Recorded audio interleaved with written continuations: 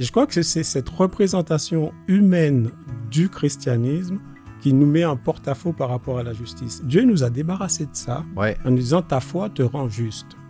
Pas ton comportement, pas ton art de vivre qui va te rendre juste, pas ta religion précieuse, etc. Mais nous, on confond toujours les deux. Ouais. On confond la parole de Dieu et puis les déclarations des hommes et on ne s'en sort pas. Les deux peuvent être sont les positives, mais parfois elles ne s'associent pas forcément. Oui, ouais, c'est ça. Et je reprends le texte dont tu parlais tout à l'heure. Dès avant la fondation, Dieu nous a aimés. Chacun d'entre nous, par mon nom, il me connaît et il m'a sauvé si je le veux bien. Par contre, comme tu dis, le mensonge nous sépare de lui, le péché nous sépare de lui, nos bêtises nous séparent de lui. Et ça, il se met en quatre, on va dire comme ça. Il prend tous les moyens nécessaires dont il peut disposer en respectant notre libre arbitre pour nous sortir de là.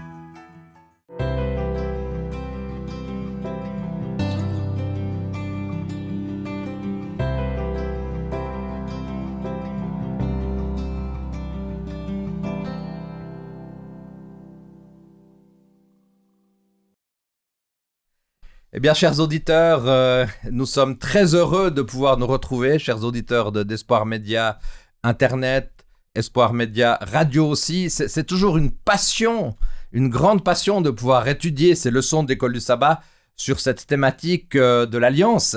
Et aujourd'hui, pour cette leçon, on a tendance à dire ben non, cette fois je ne peux pas dire antépénultième, c'est l'avant-dernière. L'avant-dernière leçon, leçon 12, donc la foi de l'Alliance. Et nous retrouvons Idlet Salzman et Pierre Vadimon, que nous avions eu il y a de cela 15 jours. Aujourd'hui, nous sommes heureux de pouvoir vous retrouver pour le partage de cette leçon. Est-ce que, Idlet, je pourrais te demander de nous unir dans une première prière ? Je veux bien. Seigneur notre Dieu, merci de nous permettre de comprendre, d'appréhender cette notion de l'alliance. Toi qui l'as initiée, qui l'as mise en route et qui la continue dans notre vie. Mais malheureusement, notre vie sur Terre est telle que c'est nous qui te lâchons la main, mais toi, tu es toujours là, prêt à nous relever, à nous mettre debout et à nous accompagner. Que cela puisse être les leçons que nous retirons après tout ce trimestre, parce que tu vas nous aider en Jésus. Amen. Amen. Amen.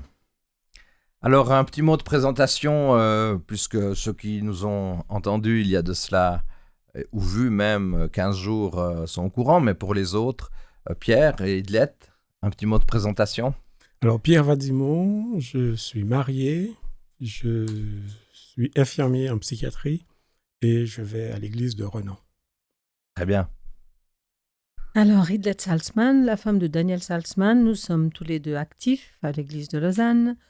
Parents de 3 enfants et de 5 petits-enfants. Très bien, donc beaucoup de joie. Et très occupé à la retraite, oui, merci. Très occupé aussi. Pierre, en passant, tu es infirmier en psychiatrie. Quelles sont peut-être les dernières expériences que tu as pu vivre avec ces patients ? Parce que je peux imaginer, c'est pas toujours simple, ça, de pouvoir... être en connexion. C'est pas simple, mais c'est pas simple, mais il y a plusieurs facettes finalement, vu le contexte. Il y a la peur pour certains, il y a des inquiétudes, mais il y a aussi d'autres manières de travailler par téléphone. Parfois, il y a un accès direct aussi. Quand on ne voit pas quelqu'un, il faut aller droit à l'essentiel. Ouais. Je crois qu'il y a beaucoup de leçons à tirer de cette situation. Ouais, tout à fait. Il y a des angoisses différentes à gérer. Il y a la peur du lendemain. Il y a beaucoup de craintes. Est-ce que tu as senti que dans la période de confinement, c'est quand même quelque chose de plus compliqué pour eux ? C'était plus compliqué pour certains. C'est toujours pareil. Il y a d'autres qui se sont protégés et qui disaient qu'ils voulaient voir personne parce qu'ils ne voulaient pas attraper la maladie. Donc, et puis, il y a toujours des paradoxes. Il y a des gens qui disent « Ok, maintenant, je reste chez moi, donc c'est normal, personne ne vient. » Et puis, c'est très bien comme ça. Donc, ça révèle beaucoup d'aspects des personnalités. Très bien. En dehors de la maladie. tout au long du trimestre, on parle de relations, donc il y a ça qui est bien marqué. Idlet, est-ce que tu as déjà été propriétaire d'un objet, de quelque chose de particulier et voilà. Alors oui, mais le problème c'est que en Suisse, à moins que je sois célibataire, mais nous avons été propriétaires d'une maison. Nous en avons joui pendant 17 ans et maintenant on n'est plus. On est locataire de nouveau parce qu'on en a fait cadeau à notre fille. D'accord, voilà. Mais ça ne nous manque pas du tout, non, ou ça ne me manque pas. Ça ne vous manque pas d'être propriétaire? Pas du tout. D'accord. Et toi, Pierre? Moi, je ne suis pas propriétaire. Je crois que je n'ai jamais été propriétaire. D'accord. Donc, je pense que ça me plairait quand même d'avoir une propriété. Je crois que ça doit pas être mal, puisque Dieu nous parle d'héritage. Donc, mais je n'ai jamais été, mais ça ne manque pas, pour l'instant en tout cas. Très bien.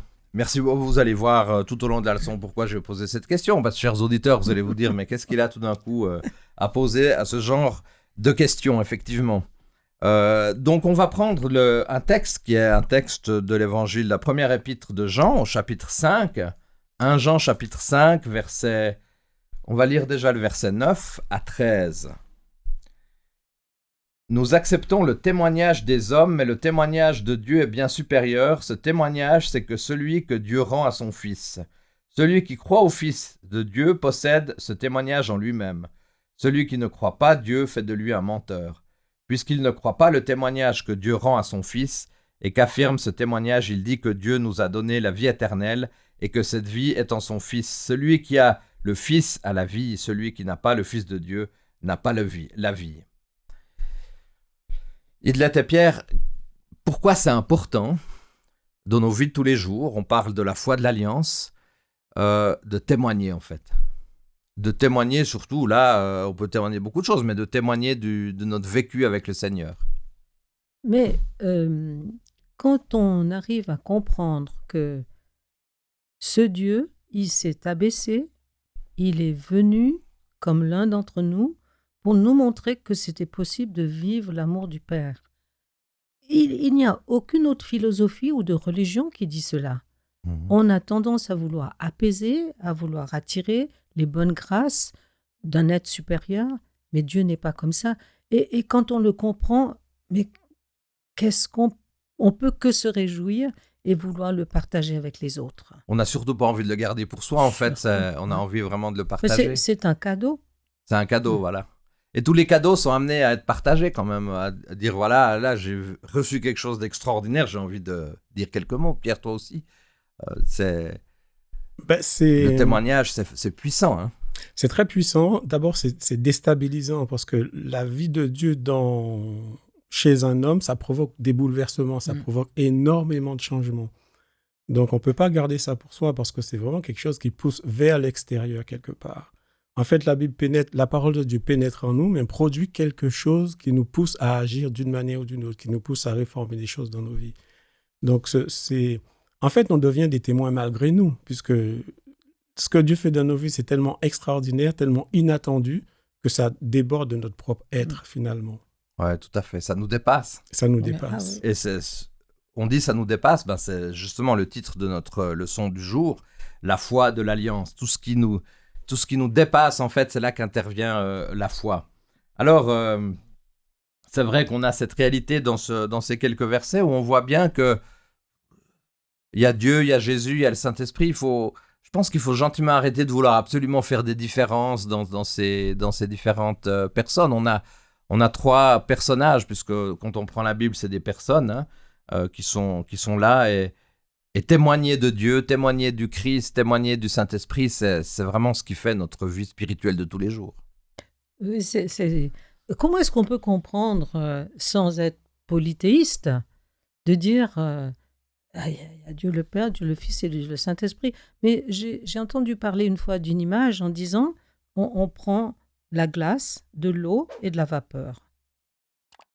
C'est la même chose au départ, tout à fait. Mais sous des formes différentes. Il peut y avoir l'exemple aussi du trèfle avec une même racine et puis les différentes feuilles. Il y a plusieurs éléments où il faut prendre l'ensemble en fait des choses pour les contempler. C'est quelque chose qu'on ne peut pas expliquer. On ne peut pas expliquer. Mais il faut se dire, on ne comprend pas. Bah oui. Mais ça me fait plaisir si vous dites vous ne comprenez pas. Parce que ça me rassure pour moi aussi.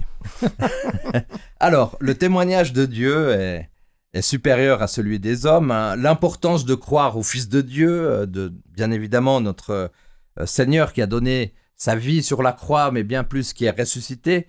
Dieu nous a donné la vie éternelle, la vie étant son Fils. Celui qui a le Fils a la vie, celui qui n'a pas le Fils de Dieu n'a pas la vie. On voit bien, comme j'ai essayé d'exprimer tout à l'heure, qu'il y a cet élément entre Jésus et Dieu où il y a une symbiose qui se met vraiment en place. Et dans 1 Jean 4, 7 et suivant, on découvre que Dieu est amour.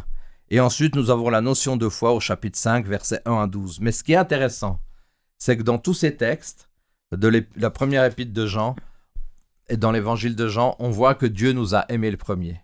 Et je crois, on avait évoqué ça il y a 15 jours, c'est la grosse différence avec le monde païen, où dans le monde païen, on doit faire des choses pour plaire à Dieu. Là, on a Dieu qui vient vers nous, Dieu qui s'adresse à moi, et ça, c'est... Que dire de plus, quoi? Mais avoir une manifestation de Dieu sur terre, comme une réalité de la vie de Dieu à travers Jésus, qui a vécu, qui a laissé un témoignage, qui a laissé des témoins. Mais je pense que, il y a de quoi maintenant se saisir de l'existence de Dieu à travers Christ. Je crois que Christ est là plus pour nous faire saisir l'expression de l'amour de Dieu, mais manifestement, concrètement, plutôt que de faire un enseignement théologique, d'une sorte d'adoration un peu immatérielle. Je crois qu'avec Jésus, en fait, l'adoration devient très matérielle. Ouais. Quelque chose à la portée de tous. Je pense que les humains avaient besoin de ça aussi, pour s'accrocher à une réalité humaine. Alors, moi, c'est un texte, j'aimerais juste vous entendre là-dessus, parce que pour moi, c'est un des plus beaux textes de toute la Bible.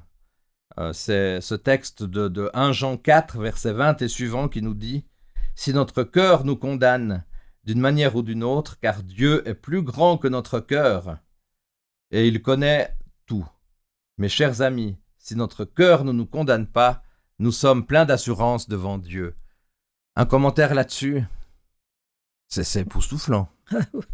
Et oui, je veux dire, combien de fois on est mécontent de ne pas avoir fait ou d'avoir fait certaines choses ou d'avoir laissé passer une occasion où on aurait pu avoir dit quelque chose de bien, de bienveillant à quelqu'un, mais de se dire que ça ne fait rien.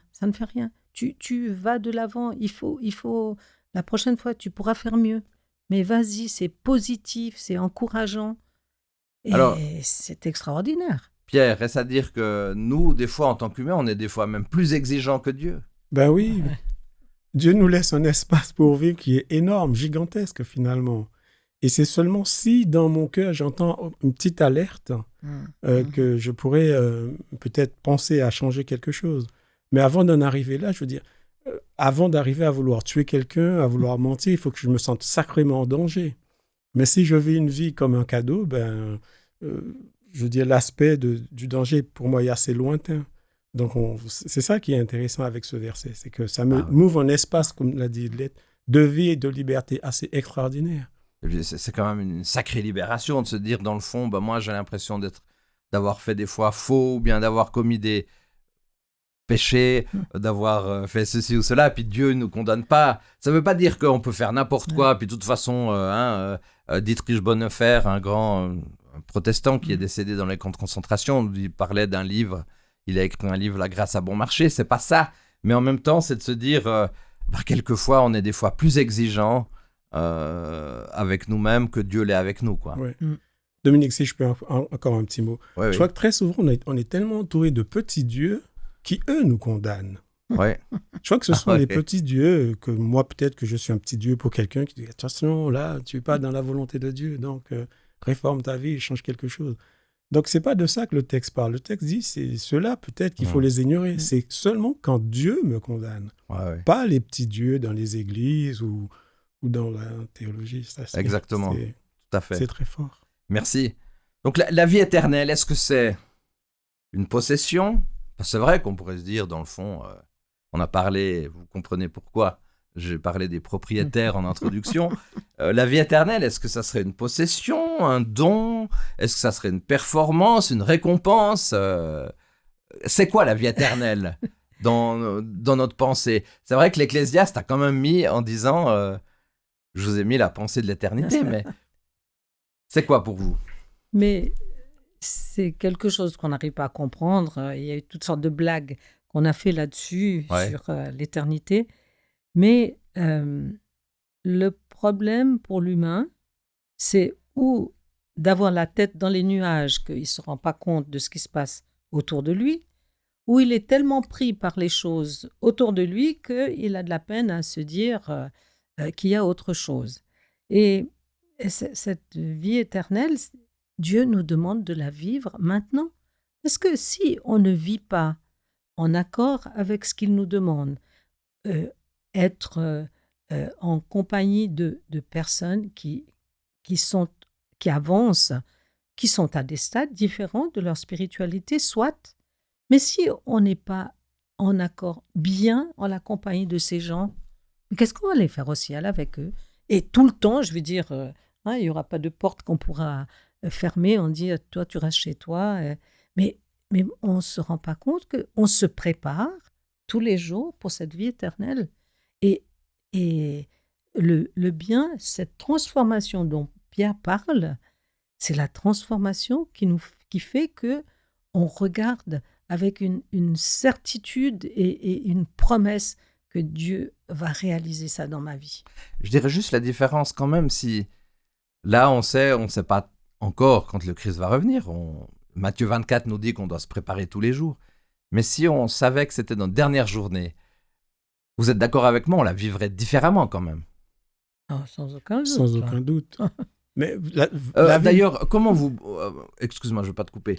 Comment vous vivriez cette dernière journée? Qu'est-ce qui serait important pour vous de réaliser ou de faire? Mais moi, j'en sais rien. Non. Moi, j'en sais rien. Je ne sais pas. Qu'est-ce que je peux imaginer? Je ne sais pas. Je suis incapable de répondre à ta question. D'accord, pas de souci. C'était une dernière chose. Mais c'est Jésus, c'est Dieu qui vient, j'entends. Ouais. Peut-être... j'en sais rien. J'arrive pas à répondre à cette question. Oui, moi non plus. C'était Luther qui disait, si Dieu revenait demain, je planterai un arbre. C'est possible. Il y a quelqu'un qui a dit ça. Mais c'est vrai, parce que si je ne peux pas changer comme ça, je ne veux pas être métamorphosé en une journée, c'est juste pas possible. Parce que c'est une vie avec Christ, c'est une vie avec les autres. C'est comme ça que je vais voir comment je vais accueillir cette vie éternelle. Dominique, je vais tenter une réponse. Mais c'est bien de ne pas pouvoir répondre à toutes les questions aussi. Oui, mais je pense à Élie, juste avant qu'il monte au ciel, où Dieu lui a dit d'accomplir quelque chose. Finalement, j'aurais aimé que Dieu me demande d'accomplir quelque chose. D'accord. Tu vois? Parce que moi-même, je ne saurais pas. Et quand on voit tout ce que Élie a fait juste avant que Dieu l'enlève, je trouve que voilà, ça, c'est peut-être pour moi une source d'inspiration de dire ce que j'aimerais. Oui, alors, pour parler d'un autre personnage de l'Ancien Testament, c'est Enoch, qui marcha avec Dieu. Et quelqu'un a dit, il a marché tellement loin que Dieu lui dit, Enoch, viens chez moi parce qu'on est beaucoup plus près de chez moi que chez toi. C'est extraordinaire. C'est magnifique. Il y a un humoriste, alors je ne sais plus si c'est, je sais plus quel humoriste disait, vous savez, l'éternité, c'est très long. C'est Pierre Desproges. Pierre Desproges, l'éternité, c'est très long, surtout à la fin. Donc voilà, c'est ça. Mais bon, la question, répondez-y quand même. La vie éternelle, c'est quoi pour vous plutôt? On avait dit possession, don, performance, récompense. Je dirais que c'est une promesse. Une promesse, très bien. C'est une promesse et puis c'est une invitation à connaître. Finalement, c'est Jean 17, verset 3 qui dit « Or, la vie éternelle, c'est qu'ils te connaissent, toi, le seul vrai Dieu. » Donc, c'est une invitation aussi, quelque part. Et une invitation qui est valable maintenant, parce que ça me servira à quoi de connaître Dieu au paradis? C'est maintenant que j'ai envie de le connaître. Oui, tout à fait. Moi, j'aime bien l'idée de récompense aussi, je dois dire. C'est quand même une sacrée récompense qu'on peut avoir d'avoir la vie éternelle. De se dire, dans le fond, on n'a pas que la vie humaine, mais il y a quand même, surtout face à des êtres chers qui vont disparaître, de donner quand même une espérance. Oui, mais en même temps, quand je vois tellement d'injustice dans ce monde, je me dis heureusement qu'il y a un Dieu juste quelque part et qui va rétablir les choses. Parce qu'alors, franchement, il y a certaines personnes, tu as l'impression qu'ils n'ont rien et on leur enfonce encore la tête sous l'eau. Ah non, il y a des situations qui sont... invivables. Et l'injustice, même les enfants, toi, tu as beaucoup d'enfants, de petits-enfants, l'injustice pour les enfants, les petits-enfants, c'est criant, quoi, ils ne supportent pas. Alors, est-ce qu'on a la certitude d'avoir la vie éternelle ? Vous allez me dire, c'est une question complexe et simpliste. Non. Mais en moi, je ne sais pas. Tant que Christ est en moi, quel que soit ce que je pourrais faire, je pense que je peux avoir la certitude. Si Christ est en moi. Mais s'il n'est pas en moi, si je dois chercher à travers mes œuvres la vie éternelle, si je l'ai ou pas, si je dois chercher ça à travers le témoignage qu'on pourrait rendre de moi, je pense que le doute restera toujours présent dans ma tête. Il faut quand même exercer une certaine humilité en se disant, si on le dit trop haut et fort, selon comment on le dit et à qui on le dit, ça peut paraître pour de l'arrogance. Un peu prétentieux, et puis... Mais c'est vrai que cette certitude profonde d'être en accord avec Dieu, ça c'est important pour ma vie de tous les jours. Et puis renforcer cette certitude, c'est un peu ce que tu disais Pierre, c'est renforcer la présence de Jésus dans mon cœur en fait, c'est ça. Oui. Ça va renforcer mon assurance d'avoir la vie éternelle. Oui, et pour ça il y a différents moyens, il y a l'évangile, il y a la nature, il y a la compagnie d'autres croyants et apprendre, de cette façon, on apprendra à mieux connaître Dieu. On n'est pas des adventistes seulement du 7e jour, même si on a déjà abordé ce point important du sabbat, mais aussi on est des adventistes de tous les jours. Hein. Eh oui. Alors, pourquoi, selon vous, est-ce que le salut, la vie éternelle, c'est un cadeau ? Parce qu'on ne le mérite pas. Parce qu'on ne le mérite pas. Très bien. Et qu'il est offert à tout le monde, un cadeau, et n'est pas restrictif. Et aussi, ça ne peut pas être autrement, à mon avis. Hein. La vie éternelle, on l'a perdue en Éden. On l'a perdue parce qu'on nous l'a volée. Et je ne pourrais jamais payer le prix de ce vol. Je ne pourrais jamais payer le prix... ça a été usurpé. Ça a été usurpé.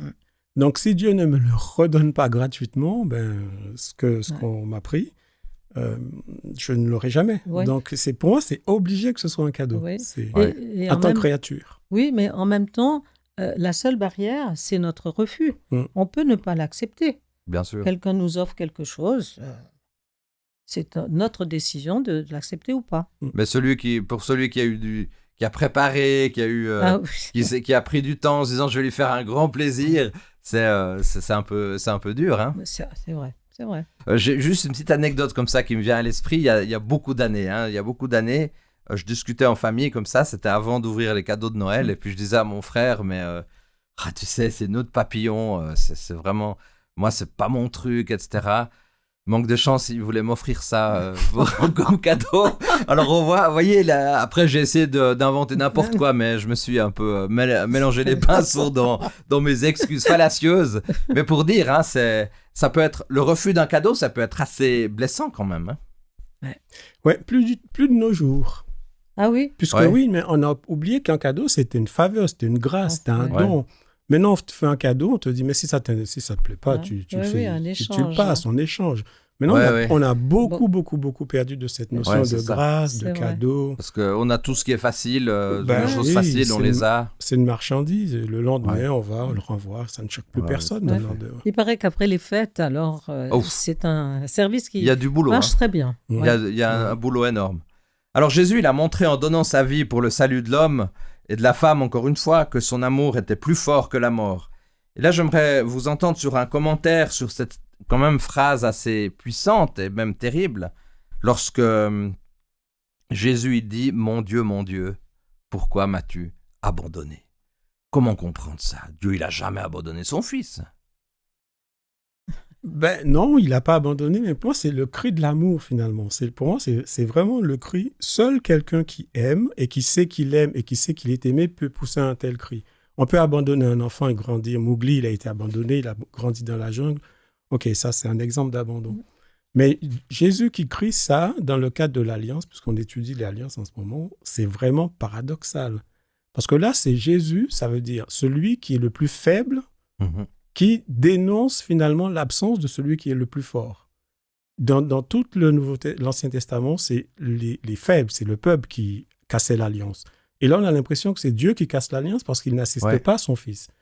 Et là, au lieu de se retourner contre Dieu, à la fin, il dit, « Père, je remets mon esprit entre tes mains. » Donc, pour moi, ce cri-là, c'est vraiment l'expression de l'amour. Et ça, on peut le comprendre quand on écoute aussi des chants de variété, où les gens, ils se séparent, mais ils disent « Mais je t'aime, je t'aime. » Ça, pour moi, c'est le cri « Ne m'abandonne pas ». Je crois que c'est vraiment l'expression de l'amour en action. D'accord. C'est aussi pour montrer que c'était pas pipé, c'était pas acquis d'avance. Jésus devait aller jusqu'au bout dans son humanité. Et c'est encourageant de savoir que même si on sait que Dieu ne l'avait pas abandonné, il avait ce sentiment. Et nous aussi, on est vulnérables. On a des hauts et des bas. Mais on peut continuer à s'approcher de Dieu parce que lui, il est toujours là. Même si c'est voilé, il est toujours là. Il est toujours présent. Et peut-être il y avait l'idée aussi que Jésus était tellement proche de son Père, Jésus était tellement proche de Dieu, ce qui lui a permis aussi à un moment donné de vivre ce qu'il a vécu, et qu'il était très proche de son Père, mais son Père devait aussi à un moment donné intervenir pour ses enfants. Donc il fallait partager les choses. Comme tu l'as dit très justement, l'amour, il fallait le partager. Et pour le Christ peut-être, non, je n'oserais pas dire que Jésus ne veut pas partager, mais voyez, par rapport au sentiment, il y avait quand même quelque chose là derrière aussi, je pense. Mais quand il dit « L'heure est venue, Père, glorifie ton nom », et le Père répond « Je les glorifie ». Donc, glorifie ton Fils, je le glorifie et je le glorifierai encore. Je crois que vraiment, on avait besoin de ça. Je ne sais pas si on avait besoin de la mort de Jésus, mais en tout cas, on l'a tué. Moi, je crois que c'est notre violence à nous qui l'a tué. Mais ça, c'était révélateur finalement que Dieu aime les hommes et qu'il voulait les sauver. Et Jésus nous montre aussi qu'on a le droit de temps à autre quand même, avec humilité, d'avoir des doutes. Ouais. Ça aussi, parce que si on n'a plus aucun doute, soit c'est de l'orgueil, soit c'est de la folie, mais des doutes, on en aura toujours. Ah oui. Ouais. Alors, on va lire maintenant 1 Pierre 1, versets 18 et 19. Vous avez été libérés de cette manière futile de vivre que vous ont transmise vos ancêtres et vous savez à quel prix. Ce n'est pas par des biens qui se dévaluent comme l'argent et l'or. Non, il a fallu que le Christ, tel un agneau pur et sans défaut, verse son sang précieux en sacrifice pour vous. Dès avant la création du monde, Dieu l'avait choisi pour cela. Il a paru dans ces temps que sont les derniers pour agir en votre faveur. Pour lui, vous croyez en Dieu, qu'il a ressuscité des morts et lui a donné la gloire. Ainsi, votre foi et votre espérance sont tournées vers Dieu. Il y a ici, si on prend un commentaire intéressant, de l'allusion au rachat d'un esclave ou d'un prisonnier au moyen d'une somme d'argent transmise à vos ancêtres. On voit ici tout l'héritage spirituel que véhicule à quelque part une culture et une histoire, cet héritage qui pourrait être futile et qui ne mène à rien, contrairement à l'espérance du chrétien. Donc en fait, il peut y avoir dans nos vies de la futilité. On peut avoir, l'Ecclésiaste le dit plusieurs fois, qu'il y a des choses futiles, mais par contre, il y a des choses qui sont ancrées, qui sont enracinées. C'est ce qu'on voit à travers ces versets en Christ, quoi. Oui. Vous avez éventuellement un commentaire sur ces versets? Moi, en tout cas, quand on voit l'idée de l'esclave, du rachat de l'esclave, ça me rappelle l'expérience que j'ai partagée dans une méditation il n'y a pas longtemps avec les résidents de l'EMS où je travaille aussi. C'est Livingstone qui, à un moment donné, il voyait qu'il y avait toute une quantité de personnes qui devaient travailler, qui étaient des esclaves. Alors lui, il va acheter un esclave ou un autre pour le libérer ensuite. Et ça, je trouve extraordinaire comme image parce que moi, me semble-t-il, c'est ce que le Christ fait avec nous. Oui, parce que on a beau dire, on n'a pas été vendus sur la place publique, mais nous sommes tous esclaves, même n'importe qui, de quelque chose que l'on cache très bien d'ailleurs, et dont Dieu doit nous libérer. Et c'est cette intervention dans notre vie de tous les jours, cet amour de Dieu qui est là pour nous libérer, et c'est ça qui est extraordinaire. Moi, il y a quand même quelque chose qui est interpellant, qui est extraordinaire dans le verset 20. Dès avant la création du monde, Dieu l'avait choisi pour cela, il a paru dans ces temps qui sont les derniers. Dès avant la création du monde. Ça, c'est quand même quelque chose d'époustouflant. Ça, tout a été planifié, organisé. C'était... Voilà, ça ne s'est pas vu comme ça, de manière intempestive. Mais Del, ça veut dire que dans sa préscience, Dieu, depuis le début, bon, il a vu la chute, c'est sûr, mais il a surtout aussi prévu un moyen de restauration, un moyen qu'on reste toujours proche de lui, étant toujours ses enfants. Là, on voit effectivement aussi qu'il y a l'aspect des richesses matérielles. Alors je me dis, est-ce que on n'est pas dans un grand décalage entre les principes pécuniers de notre société et les vrais principes profonds que Dieu il veut nous donner? Ah bah, tout à fait. Parce que quelque part, le chrétien, il va à contre-courant de la société dans laquelle il vit. Ouais.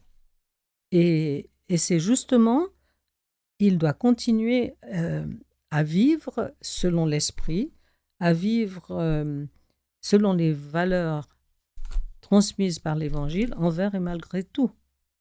Et c'est pas toujours évident. Nous, des fois, on est un peu décalés quand même par rapport à la société. Ben oui, mais on doit vraiment, de manière un peu radicale, je dirais, parce que le principe pécunier, c'est un principe mensonger finalement. Ouais.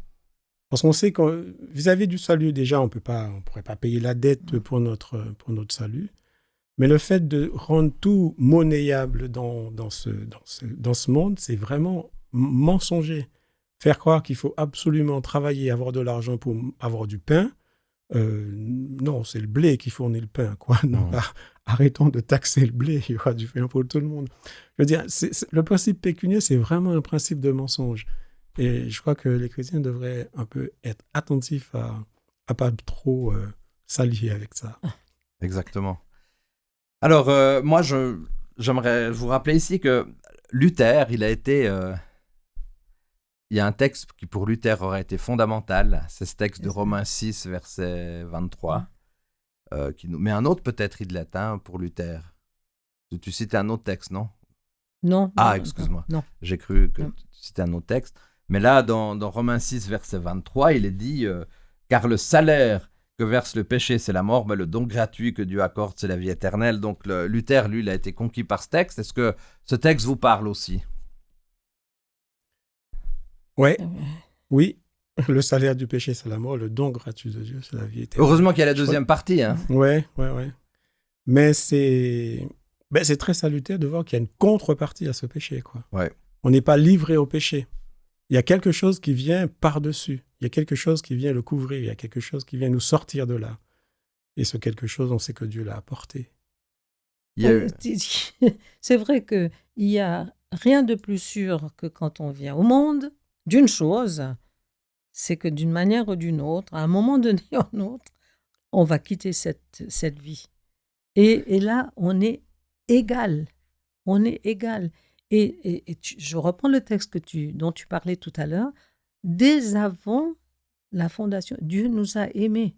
Chacun d'entre nous, par mon nom, il me connaît et il m'a sauvé si je le veux bien. Alors là, tu cites quelque chose qui est très, très profond, c'est Ésaïe 43. Et c'est vrai que dans Ésaïe 43, il est dit que Dieu nous a appelés par notre nom, que nous avons du prix à ses yeux, qu'on n'a pas à craindre, etc. Il y a des... Ces éléments-là sont quand même très percutants pour nos vies. Et trop souvent, on a vu dans l'Ancien Testament le Dieu des armées, violent, vengeur. Il y a ce chant debout, sainte cohorte, allez-y, allez au combat. mais Jérémie 29, 11, il dit, Dieu a des projets de vie pour vous. Alors allez-y, croyez-y. Et ce qui est important aussi, tout à l'heure, tu as lu le texte de 1 Pierre, je crois. Oui. Le verset 22, il dit, les premiers versets 17-18, il parlait de racheter par le sang. Mais après les versets 22 et 23, il dit d'être régénéré. Donc on est racheté, après on est régénéré. Et ce qui nous régénère, c'est la parole qui nous régénère. Vous êtes régénérés par la parole vivante et bienfaisante de Christ. Ça veut dire que tant qu'on a les évangiles, on peut vivre une vie régénérée étant déjà racheté par Christ. C'est joli cette image d'être régénéré. On doit tous les jours être transformé, tous les jours être changé. Paul dit, ce n'est pas moi qui vis, c'est Christ qui vit en moi. C'est ça. Et je rebondis sur quelque chose que tu as dit tout à l'heure. Dans la société, là où l'argent est maître, c'est mensonger. Et qu'est-ce que Jésus dit ? Je suis la vérité et la vie. Ouais, et c'est le seul qui est la vraie vie, si on peut dire comme ça. Et c'est seulement Christ qui est la vérité aussi. C'est le vécu d'un homme aussi. C'est ça la vérité. Parce que des fois, on a l'impression que la vérité, ça part dans toutes les directions, mais on a le vécu du Christ. Oui. Et là, je vais faire un tout petit peu d'apologie, mais par exemple, quand on dit que le salaire du péché, c'est la mort, donc on peut dire le salaire du mensonge, c'est la mort. Donc faire croire qu'il faut toujours de l'argent pour acheter à manger, à boire, etc., ça, c'est un vrai mensonge.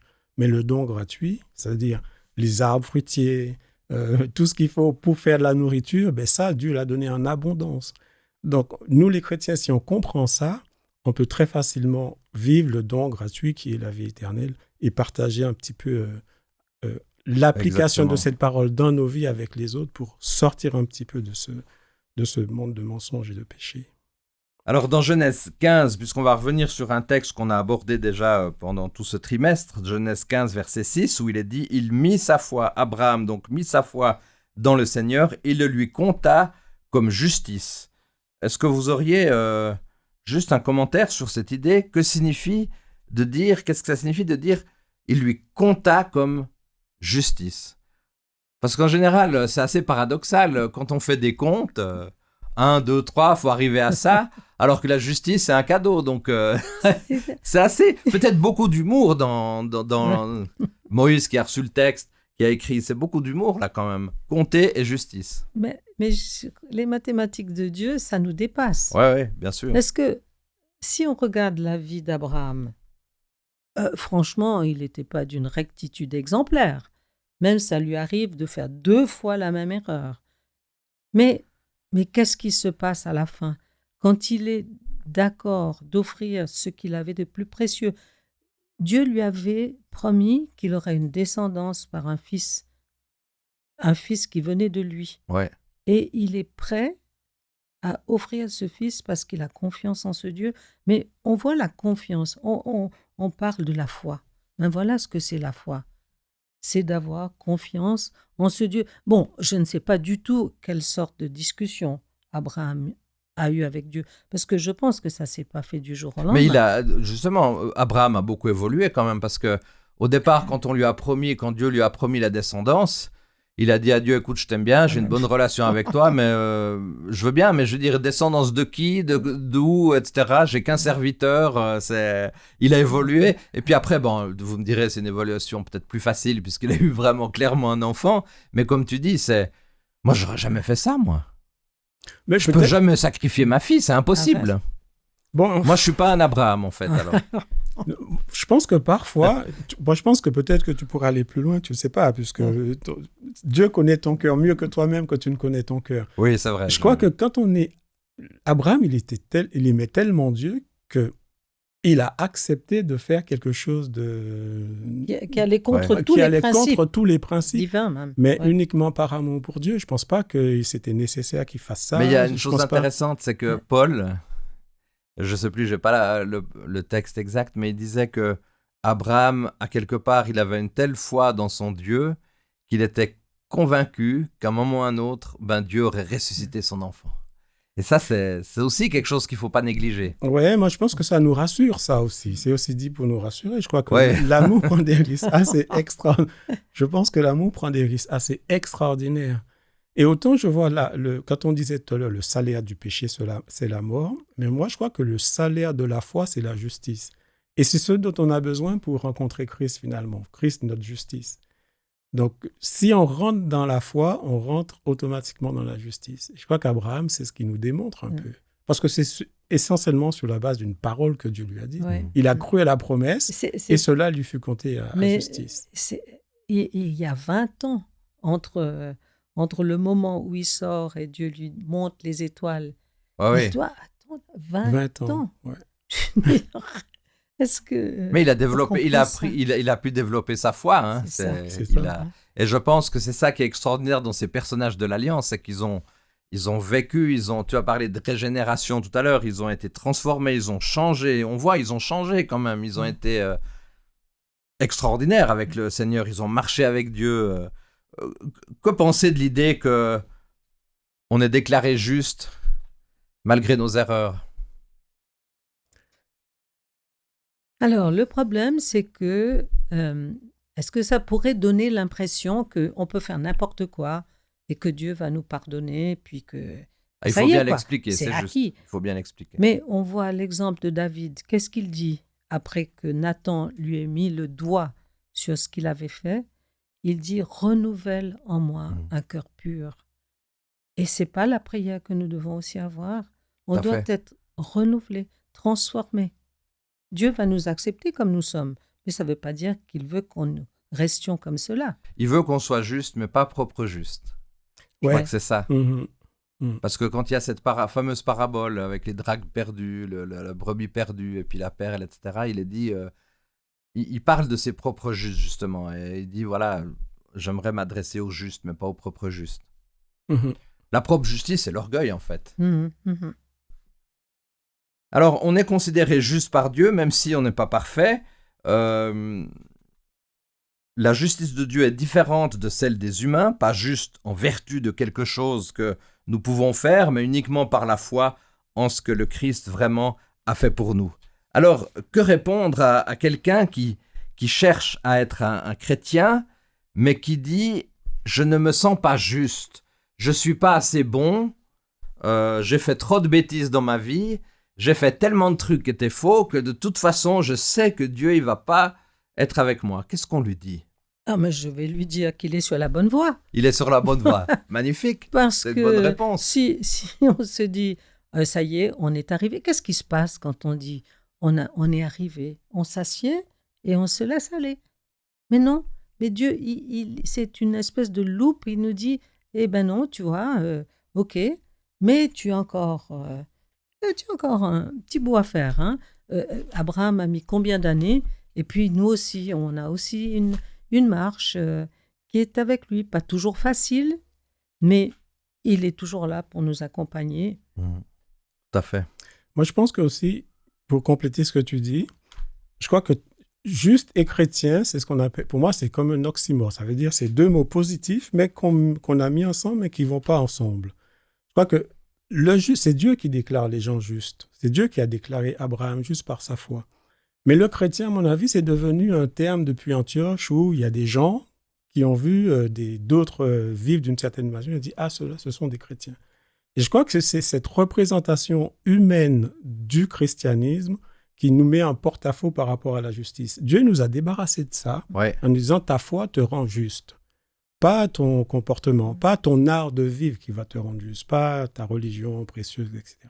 Mais nous, on confond toujours les deux. Ouais. On confond la parole de Dieu et puis les déclarations des hommes et on ne s'en sort pas. Les deux peuvent être sont les positives, mais parfois elles ne s'associent pas forcément. Ouais, c'est ça. Parce que on ne comprend pas toujours que justice humaine, c'est pas la justice de Dieu. La justice humaine, elle est là pour punir, pour empêcher que celui qui a fait la faute, qu'il paye pour son délit. Mais la justice de Dieu, c'est pas ça. Ouais. C'est une justice qui est certes, il va pas enlever les conséquences de ce que nous avons fait de mal, mais il aimerait nous guérir. En tout cas, elle n'est pas punitive, elle aimerait restaurer quelque chose chez nous. Dans ce que tu dis, la justice de Dieu n'est pas celle des hommes. On le voit très bien avec une parabole quand même qu'on a des serviteurs où, pour finir, il y en a un qui avait bossé 12 ou 13 heures par jour, un autre qui a bossé qu'1 heure, ils ont le même salaire. Là, on peut dire que la justice de Dieu n'est pas la même que celle des hommes. Hein. Bah, on ne sait pas quel est le contrat qu'il a fait avec chacun. Voilà, c'est ça. Nous, on se pose on pose un jugement, on pose par rapport à nous. C'est toujours la même chose. On ramène toujours les choses à nous.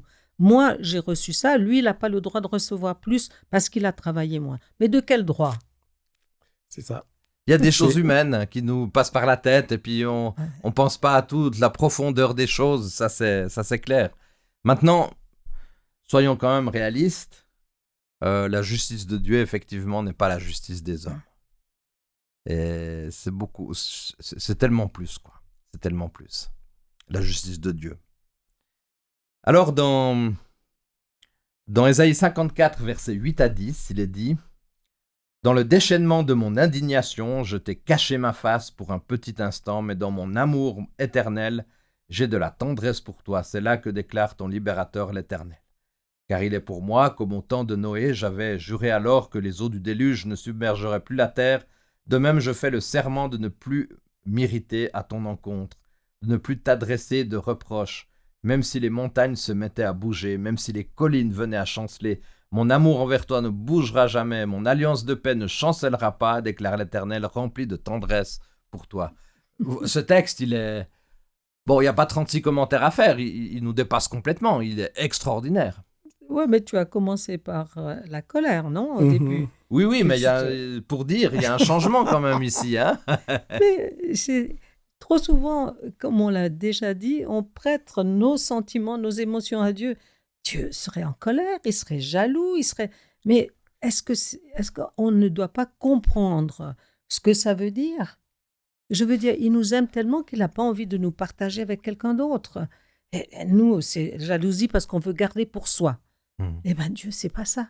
Au contraire, je veux dire, quand on voit la nature en ce moment, les couleurs dans la nature, les fruits qui vont bientôt commencer, mais Dieu, il donne en abondance. Mais c'est extraordinaire quand même, il dit, maintenant je vais gentiment arrêter de m'irriter, arrêter de te faire des reproches. On voit un Dieu humain quand même là, c'est extraordinaire ça, non?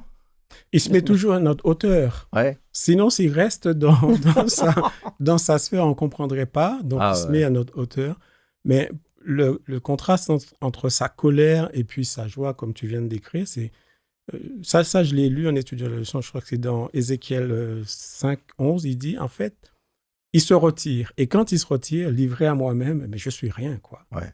Je suis rien et je commence à faire n'importe quoi. Et c'est ça la colère de Dieu. C'est quand il se retire du cœur de l'homme ou de la vie de l'homme et où pour l'homme ça part en dérive et en cacahuète. Mais je pense, oui. Mais il se retire parce que l'homme ne veut pas de lui. Ah oui. C'est ça le problème.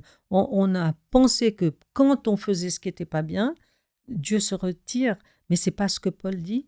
Là où le péché a abondé, la grâce a surabondé. Et j'ai le sentiment aussi que le mot colère, il faut bien l'interpréter. Le mot colère, pour moi, c'est plutôt un ressenti de Dieu, une expression de souffrance de ce qui se passe autour de lui.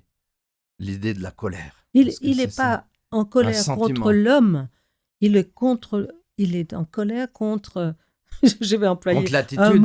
Un mot que je n'aime pas, contre le péché, contre le mensonge, mais il ne faut pas oublier que dans l'Ancien Testament, on ne parle pas du tout de Satan. C'est contre ce que Satan fait dans notre vie. C'est ça qui le met en colère, façon de parler. Et puis je pense aussi une chose, il faut faire la différence entre le pécheur, tu as parlé de péché tout à l'heure, le pécheur et le péché. Je pense que Dieu ne va pas forcément être en colère contre ses enfants, mais en colère contre l'attitude de ses enfants. Et je crois que des fois, on a tendance à mélanger entre les deux éléments, quoi. Et il faut faire la séparation, comme. Je crois que c'est très important, comme si Dieu a un vis-à-vis qui serait toi, qui serait moi, et puis on va se mettre en colère pour que on va se regarder dans les yeux, mais Dieu n'a pas de vis-à-vis pour se mettre en colère avec quelqu'un, il est tout autre. Par contre, comme tu dis, le mensonge nous sépare de lui, le péché nous sépare de lui, nos bêtises nous séparent de lui. Et ça, il se met en quatre, on va dire comme ça. Il prend tous les moyens nécessaires dont il peut disposer en respectant notre libre arbitre pour nous sortir de là. Et le plus gros mensonge, c'est de parler du caractère de Dieu. Dieu qui est punitif, Dieu qui veut se venger et qui fait que ça engendre de la peur chez l'homme, de la culpabilité, de la honte. Qu'est-ce que Adam fait quand il se rend compte qu'il y a quelque chose qui s'est passé chez lui physiquement?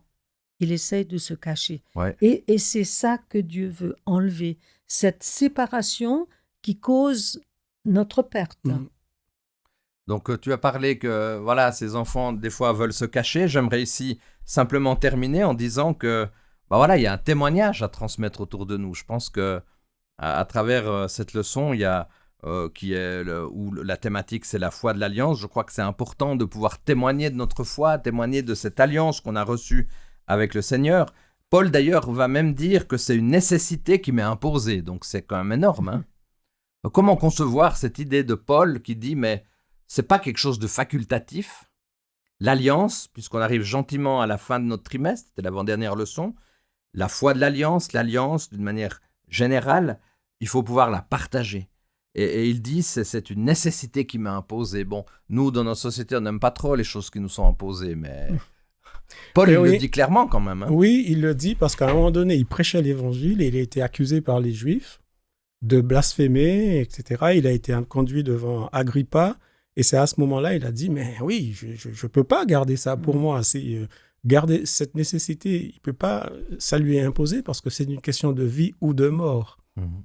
De vie ou de mort pour la personne qui rejette Christ, de vie ou de mort pour, comment je dirais ça, même pour quelqu'un qui est proche de Dieu, non, il risque pas de mourir s'il le fait pas, mais je veux dire, c'est tellement prenant que ça devient vital finalement pour l'humanité.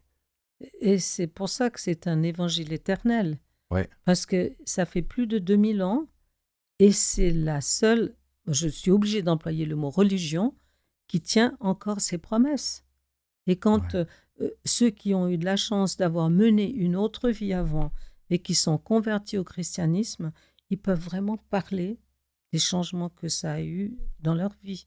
Tout à fait. Et comment ils ont donné une autre direction à leur vie. Je voudrais pas, pour encore compléter un mot, juste pour dire que Paul, vu son parcours, le pharisien qui persécutait les chrétiens, et lui se convertit, on voit maintenant dans notre monde, on pense que finalement, le mal, c'est un bien diminué. C'est un petit peu ça que Paul veut dénoncer quand il dit il est obligé de parler. Ouais. C'est-à-dire qu'il est obligé de nous faire comprendre que le mal dont on vit aujourd'hui, c'est pas un bien diminué. C'est vraiment l'absence de bien. Donc, il se bat, il est prêt à tout, à donner sa vie pour rétablir cette vérité. Il est prêt à donner sa vie pour rétablir cette vérité. Voilà la dernière parole. Merci beaucoup à Idlet et à Pierre aussi de ces réflexions passionnantes. Vous avez vu, on était là pour discuter, ça coulait de source. Donc c'était vraiment une leçon intéressante et passionnante. La foi de l'Alliance, c'est très profond ce que le Christ agit dans nos vies et dans nos cœurs. Donc j'aimerais, chers auditeurs, continuer à vous abonner, continuer à nous suivre. Vous êtes très nombreux à nous suivre semaine après semaine. Et puis surtout, on se réjouit de retrouver Idlet et Pierre la semaine prochaine. Et la semaine prochaine, c'est la dernière leçon, vous savez ça. Ouais.